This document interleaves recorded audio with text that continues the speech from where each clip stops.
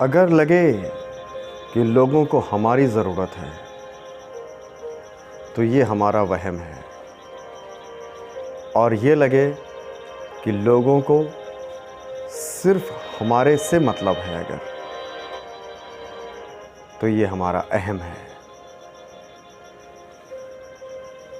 दोस्तों, बासित एक बार फिर आपके साथ एक नई कहानी के साथ। हमारे चैनल को सब्सक्राइब ज़रूर कराया करिए,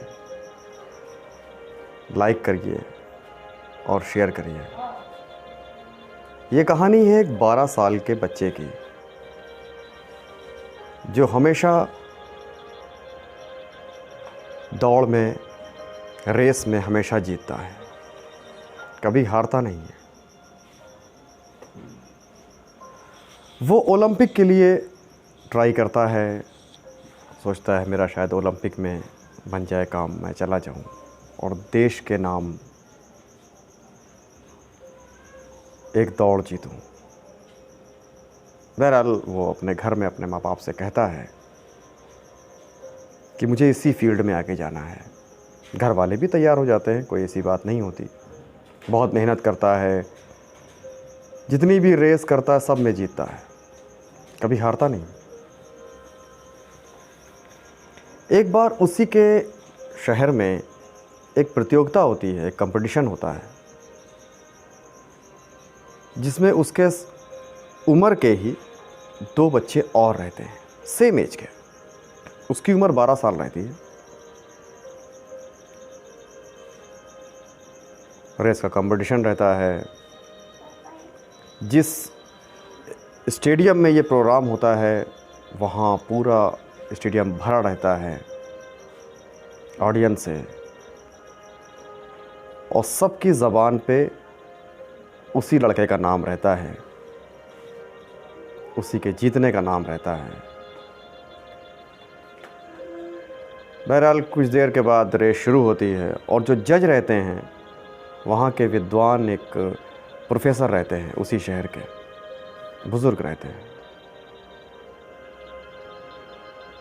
रेस शुरू होती है, तीनों दौड़ते हैं और वो लड़का जीत जाता है। तालियों से गड़गड़ाहट, पूरे स्टेडियम में खुशी का माहौल,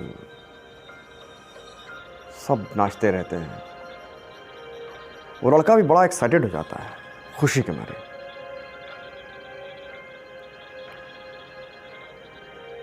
और जो कमेंट्री करता रहता है, उसके हाथ से माइक ले लेता है लड़का और जोश में आ जाता है।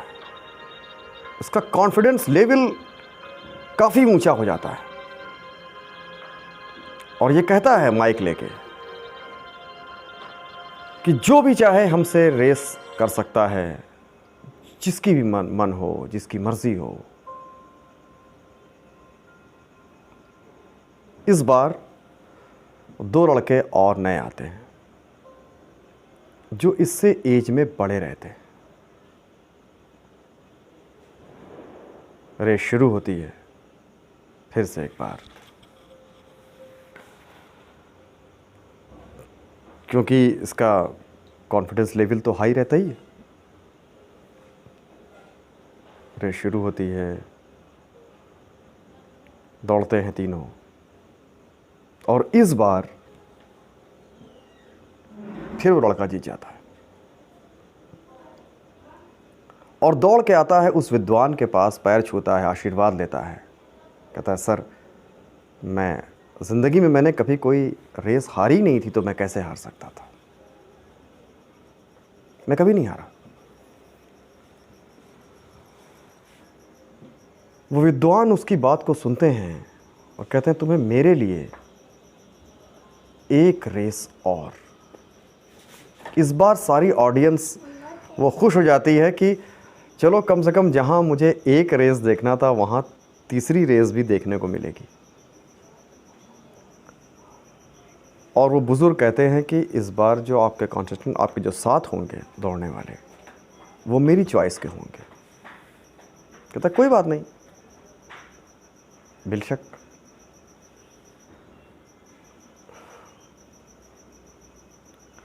और उसके साथ 2 बुज़ुर्ग रहते हैं इस बार।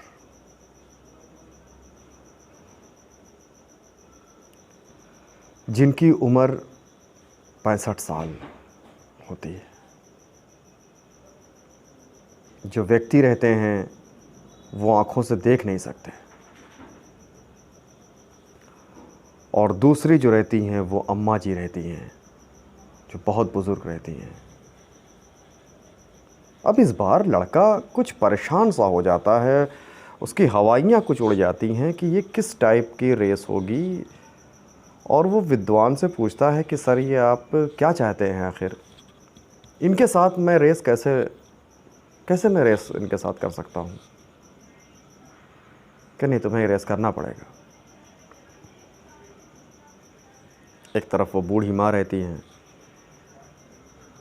जो ठीक से चल भी नहीं सकती, और दूसरी तरफ जो आँखों से देख नहीं सकते। रेस शुरू होती है और ये लड़का पूरी ताकत से दौड़ता है, पूरे जोश के साथ दौड़ता है और विनर लाइन तक पहुंच जाता है। लेकिन इस बार पूरे स्टेडियम में कहीं भी कोई ताली की आवाज़ नहीं आती, कोई शोर नहीं होता, कोई वाह वाह नहीं करता, सब खामोश रहते हैं, पूरा स्टेडियम। लड़का पीछे घूम के देखता है तो वो दोनों बुज़ुर्ग उसी लाइन पे खड़े रहते हैं, क्योंकि उन्होंने तो रेस शुरू ही नहीं की थी। वो लड़का उस विद्वान के पास जाता है और पूछता है, सर ये क्या था, बताइए। वो विद्वान कहते हैं, तुम फिर से जाओ उनके पास और उन दोनों का हाथ पकड़ के इस बार तुम तीनों साथ में विनर लाइन तक आओ। वो लड़का फिर से जाता है और उस बुज़ुर्ग का और महिला का, जो अंधे रहते हैं, जिनको आंखों से दिखाई नहीं पड़ता, उनका हाथ एक तरफ और बुज़ुर्ग महिला का हाथ एक तरफ पकड़ के दौड़ना क्या, चलना शुरू करता है। उसकी ज़िंदगी का वो सबसे स्लो दौड़ रहती है उसकी ज़िंदगी की। काफ़ी देर के बाद वो विनर लाइन तक पहुंचता है। जब पहुंचता है तो फिर पूरे स्टेडियम में तालियों की गड़गड़ाहट शुरू होती है, सब खुशी से झूम उठते हैं। विद्वान उसके पास आते हैं, उस प्रोफेसर साहब जो रहते हैं वो उसके लड़के के पास में आते हैं। ये तुम्हारी ज़िंदगी की पहली जीत है, क्योंकि तुमने बुज़ुर्ग का साथ पकड़ा, उनका साथ पकड़ा जो निराश हो चुके थे अपनी ज़िंदगी से।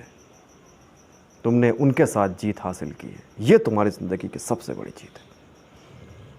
दोस्तों, हम इस भागा दौड़ी ज़िंदगी में आगे बढ़ने के लिए अपनों का साथ छोड़ देते हैं, जो हमसे कहीं ना कहीं बिछड़ जाते हैं, लेकिन हमें होड़ होती है कि हम आगे बढ़ते रहते हैं। हम पैसे कमाने लगते हैं, लोगों को भूल जाते हैं, अपनों का साथ भूल जाते हैं। हमेशा साथ में रहिए, अपनों के साथ में रहिए, बुज़ुर्गों के आशीर्वाद के साथ में रहिए। थैंक यू, और सुनते रहिए बासित की कहानी को। एक कहानी बासित के साथ मिलेंगे अगली कहानी में। तब तक के लिए गुड नाइट।